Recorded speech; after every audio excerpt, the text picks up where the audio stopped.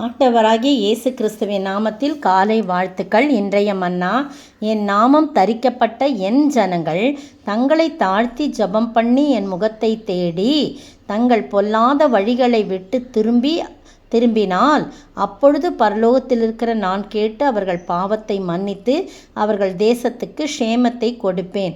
2 நாளாகமம் 7:14. இது நம்ம எல்லாருக்கும் தெரிஞ்ச வசனம்தான், தெரிஞ்ச காரியங்கள் தான். ஆனாலும் அவருடைய முகத்தை தேடும்போது நாம் செய்கிற விண்ணப்பங்களுக்கு அவர் செவிசாய்க்கிற ஆண்டவராயிருக்கிறார். அவருடைய முகம் நம்முடைய விண்ணப்பத்துக்கு செவிசாய்க்கிறதாய் காணப்படுகிறது. ஏன்னா அடுத்த வசனம் சொல்லுது, இந்த ஸ்தலத்திலே செய்யப்படும் ஜெபத்திற்கு என் கண்கள் திறந்தவைகளும் என் செவிகள் கவனிக்கிறவைகளுமாய் இருக்கும் அப்படின்னு சொல்லப்பட்டிருக்கு. அந்த முந்தின வசனம் நான் கேட்டு, பரலோகத்தில் இருக்கிற நான் கேட்டு நான் க்ஷேமத்தை தேசத்துக்கு கொடுப்பேன்னு சொல்லுவேன். அப்போ கேட்குறது, செவி, கண்கள் எல்லாம் அந்த முகத்தில் தான் இருக்குது. அப்போது ஆண்டவருடைய முகத்தை நாம் தேடினால் அவர் தம்முடைய முகத்தினாலே, தம்முடைய கண்களினாலே, தம்முடைய செவிகளினாலே நம்மை கவனித்து கேட்டு பார்த்து நமக்கு ஒரு க்ஷேமத்தை கொடுக்கக்கூடிய நல்ல ஆண்டவராயிருக்கிறார். நம்ம என்ன செய்யணும்?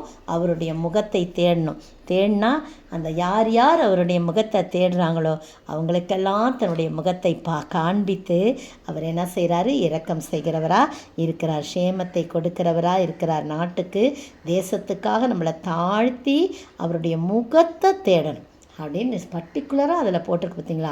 அவருடைய முகத்தை தேடும்போது அந்த கனிவான முகம் நம்மளுக்கு ஆறுதல் செய்கிற முகமாக இருக்குது, நமக்கு க்ஷேமத்தை கொடுக்கிற முகமாக இருக்குது.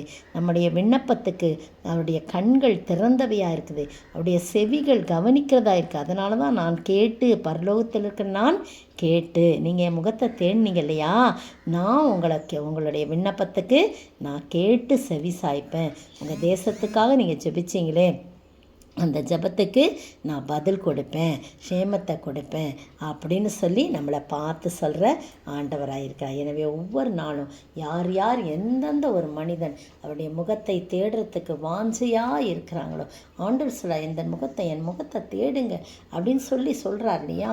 அப்படிப்பட்ட ஆண்டவர் அவருடைய முகத்தை தேடும்போது நமக்கு ஆச்சரியமான காரியத்தை செய்ய வல்லவராயிருக்கிறார். அப்படிப்பட்ட ஆண்டவரை நோக்கி பார்ப்போமா?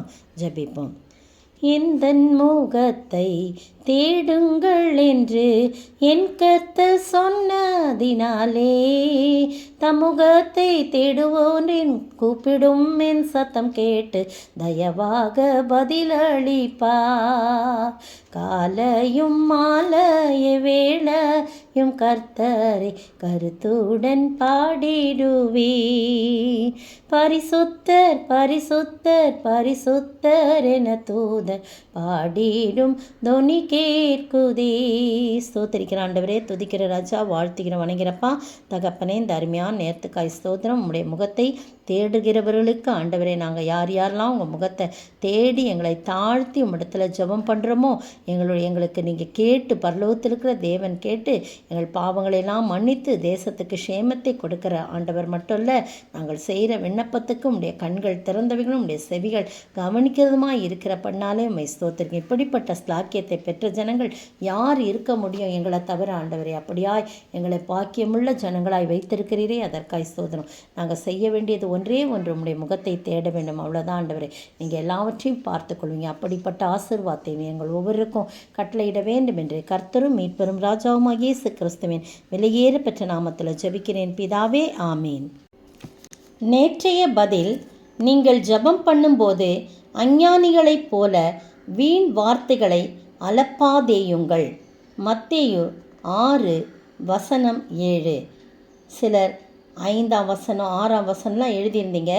கேள்வி யாரை போல் என்ன செய்யாதேயுங்கள் என்று கேள்வி கேட்கப்பட்டதுனால இந்த பதில் தான் சரியான விடை. பரவாயில்ல, மற்றவர்களுக்கும் வாழ்த்துக்கள். சரியாக கேள்வியை புரிந்து எழுதும்படி அன்புடன் கேட்டுக்கொள்கிறேன். இன்றைய கேள்வி, ஏன் 2 எஜமான்களுக்கு ஊழியம் செய்யக்கூடாது? ஏன் 2 எஜமான்களுக்கு ஊழியம் செய்யக்கூடாது? 2 குறிப்புகளை மட்டும் எழுதினா போதும். ஏன் என்பதற்கு 2 குறிப்புகளை மட்டும் எழுதினால் போதும்.